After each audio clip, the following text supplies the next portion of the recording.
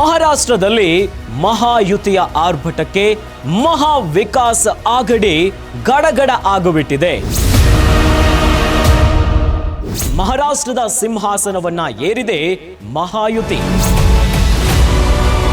ವಿರೋಧ ಪಕ್ಷನೂ ಇಲ್ಲ, ವಿರೋಧ ಪಕ್ಷದ ನಾಯಕನ ಆಯ್ಕೆಯೂ ಕೂಡ ಮಾಡಂಗಿಲ್ಲ.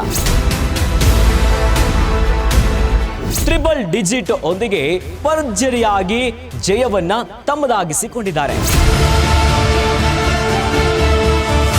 ಗ್ಯಾರಂಟಿ ಗ್ಯಾರಂಟಿ ಗ್ಯಾರಂಟಿ, ಇದು ಗ್ಯಾರಂಟಿ ನ್ಯೂಸ್, ಸುದ್ದಿ ಖಚಿತ, ನ್ಯಾಯ ನಿಶ್ಚಿತ. ನಮಸ್ತೆ ವೀಕ್ಷಕರೇ, ನಾನು ಅಖಿಲೇಶ್ ದಬೇಕಟ್ಟೆ.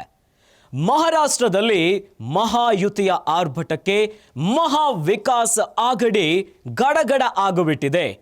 ಈ ಬಾರಿ ಭರ್ಜರಿಯಾಗಿ ಮಹಾರಾಷ್ಟ್ರದ ಸಿಂಹಾಸನವನ್ನ ಏರಿದೆ ಮಹಾಯುತಿ. ಬಿಜೆಪಿಯ ನೇತೃತ್ವದಲ್ಲಿ ಟ್ರಿಬಲ್ ಡಿಜಿಟ್ ಒಂದಿಗೆ ಭರ್ಜರಿಯಾಗಿ ಜಯವನ್ನ ತಮ್ಮದಾಗಿಸಿಕೊಂಡಿದ್ದಾರೆ. ಆದರೆ 6 ದಶಕಗಳ ಇತಿಹಾಸವನ್ನ ನೋಡಿದ್ರೆ ಈ ಬಾರಿಯ ಗೆಲುವೇನಿದೆಯಲ್ಲ ಮಹಾಯುತಿಗೆ, ಇದು ಒಂದು ರೀತಿಯಾಗಿ ಐತಿಹಾಸಿಕ ಗೆಲುವಾಗುಬಿಟ್ಟಿದೆ. ಈಗ ಗೆಲುವಿನಿಂದ ಮತ್ತೊಂದು ಹೊಸ ಪರಿಸ್ಥಿತಿ ಉದ್ಭವ ಆಗಿದೆ ನೋಡಿ. ಅದುವೇ ಮಹಾರಾಷ್ಟ್ರದಲ್ಲಿ ಅಧಿಕೃತವಾಗಿ ವಿರೋಧ ಪಕ್ಷನೂ ಇಲ್ಲ, ವಿರೋಧ ಪಕ್ಷದ ನಾಯಕನ ಆಯ್ಕೆಯೂ ಕೂಡ ಮಾಡಂಗಿಲ್ಲ. ಯಾಕೆ ಇಂಥದ್ದೊಂದು ಪರಿಸ್ಥಿತಿ ಉದ್ಭವ ಆಯಿತು, ಏನು ಅಂತೀರಾ? ಇದರ ಕಂಪ್ಲೀಟ್ ಸ್ಟೋರಿ ಇಲ್ಲಿದೆ ನೋಡಿ.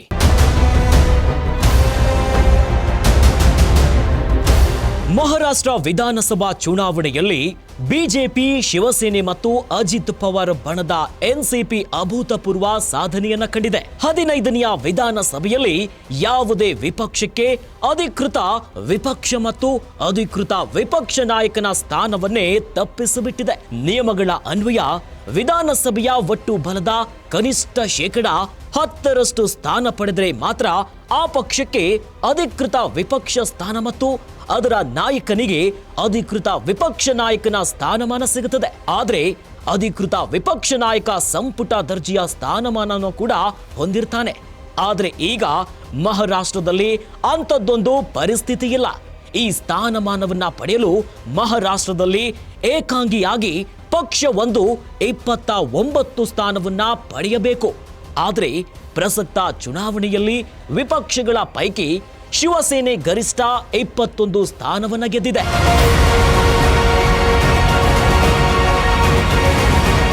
ಇನ್ನು ಕಾಂಗ್ರೆಸ್ 16 ಸ್ಥಾನ, ಎನ್ಸಿಪಿಯ ಶರದ್ ಪವಾರ್ ರವರ ಕೂಟ 11 ಸ್ಥಾನವನ್ನ ಗೆದ್ದಿದೆ.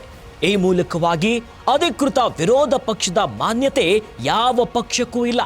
ಇದು 6 ದಶಕಗಳ ಇತಿಹಾಸದಲ್ಲೇ ಮಹಾರಾಷ್ಟ್ರದಲ್ಲಿ ಪ್ರತಿಪಕ್ಷವೇ ಇಲ್ಲದಂತಹ ಪರಿಸ್ಥಿತಿ ಉದ್ಭವ ಆಗಿದೆ.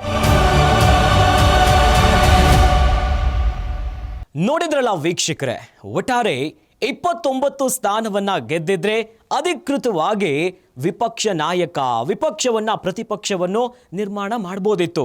ಆದರೆ ಇಲ್ಲಿ ಅಂಥದ್ದೊಂದು ಪರಿಸ್ಥಿತಿ ಇಲ್ಲ. ಇನ್ನು ಈ ಸ್ಥಾನವನ್ನ ಕೊಡಬೇಕು ಅಂತ ಆಡಳಿತ ರೂಢ ಸರ್ಕಾರಕ್ಕೆ ಒತ್ತಾಯವನ್ನು ಕೂಡ ಮಾಡಂಗಿಲ್ಲ, ಅವರವರಿಗೆ ಬಿಟ್ಟಿರುವಂಥದ್ದು. ಆದರೆ ಬಹಳ ಪ್ರಮುಖವಾಗಿ ಇತಿಹಾಸವನ್ನ ಗಮನಿಸಿದ್ರೆ ಕಾಂಗ್ರೆಸ್ 1962, 67ರ ಹೊತ್ತಿನಲ್ಲೇ ಅಲ್ಲೂ ಕೂಡ ಕಾಂಗ್ರೆಸ್ ಪ್ರತಿಪಕ್ಷದ ಸ್ಥಾನವನ್ನ ಕೊಟ್ಟಿರಲಿಲ್ಲ. ಇನ್ನು ಬಿಜೆಪಿಯನ್ನು ಗಮನಿಸೋದಾದ್ರೆ ಲೋಕಸಭೆಯಲ್ಲಿ 2014, 2019ರಲ್ಲೂ ಕೂಡ ಪ್ರತಿಪಕ್ಷದ ಸ್ಥಾನವನ್ನ ಕೊಟ್ಟಿರಲಿಲ್ಲ.